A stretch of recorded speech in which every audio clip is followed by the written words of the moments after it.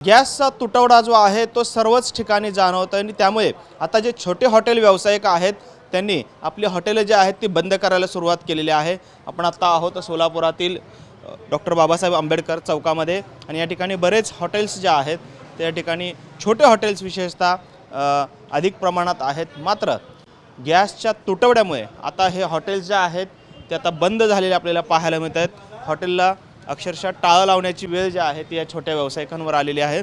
तर काही व्यावसायिक जे आहेत त्यांच्याकडे देखील अतिशय तुरळक साठा जो आहे गॅसचा तो शिल्लक राहिलेला आपल्याला पाहायला मिळतो। त्यामुळे अनेक हॉटेल्ससुद्धा आता ऊस पडताना पाहायला मिळाले। काय परिस्थिती आहे तुमच्याकडे? गॅसचा काय सिच्युएशन आहे सध्या? गॅसचा तुटवडा भयानक आहे असं गॅस एजन्सीवाल्याने सांगितलेलं आहे, परंतु आमच्याकडे आता 2 दिवस गॅस शिल्लक आहे अशी परिस्थिती असताना 2 दिवसानंतरनं आपल्याला हॉटेल बंद ठेवावं लागेल। कारण आता चूल चालू करायची म्हटलं तर तेवढं मागं जाणं आता शक्य नाही आणि चूल जर चालू करायची म्हटलं तर झाड हे आपल्याला वृक्ष सांभाळणं गरजेचं असताना गॅस बंदी म्हणजे आता कधी गॅस मिळेल हे त्या गॅस एजन्सीवाल्याने आश्वासन काही दिलेलं नाही आहे। पण ज्या वेळेला गॅस उपलब्ध होईल त्यावेळेला तुम्हाला गॅस मिळेल असं म्हटल्यामुळं आपल्याकडे 2 दिवस गॅस शिल्लक आहे। 2 दिवसानंतर मात्र ग्राहकांना मला विनंती करून सांगावे लागेल की हॉटेल बंद आहे गॅसमुळं, अशी परिस्थिती निर्माण झालेली आहे। खरं तर या गॅसच्या तुटवड्यामुळे किंवा तुम्हाला हॉटेल बंद ठेवावं लागणार आहे। पर्यायी व्यवस्था काय आहे? कारण रोजगाराचं तुमचं साधन हेच आहे। पर्यायी व्यवस्था काय असणार?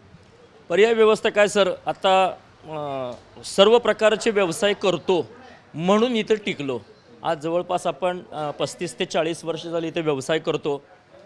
वेगवेगळी जसं प्रवाह बदलला तसं आपण इथं बदलत गेल्यामुळे आपण टिकलो आहे। परंतु आत्ता सगळीकडेच अशी परिस्थिती निर्माण झालेली आहे की व्यापार कसा चालवावा, कारण बाहेरून येणारा माल कुठलाही असो, कुठलाही व्यवसाय असो, झेरॉक्स असेल किंवा थंड पेय असेल, चहा असेल, चहा म्हटलं की गॅस आलं, थंड पेय म्हटलं की वाहतुकीचं वर परिणाम झालेला आहे, झेरॉक्स म्हटलं तर पेपरवरती परिणाम, पेपर अवेलेबल होईना। आत्ता माझ्याकडे एकत्रित कुटुंब असल्यामुळे जवळपास 21 लोक माझ्या घरी आहेत। खूप भयानक संकट माझ्यासमोर उभारलं आहे। आता भविष्यात म्हणजे 2 दिवसानंतरनं काय करावं याचं आता डोकं चालेना आणि स्तब्ध झालो आहे। आत्ता आपण पाहतोय खरं तर सर्वच छोटे व्यापारी जे आहेत ते यामध्ये मोठ्या प्रमाणात भरडले जाणार आहेत।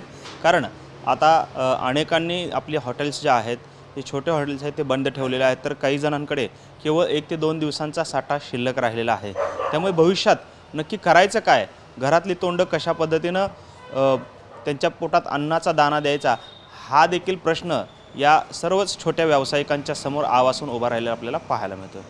कॅमेरामन विनोद उन्हाबादकरसह सागर सुरवसे, TV9 मराठी, सोलापूर।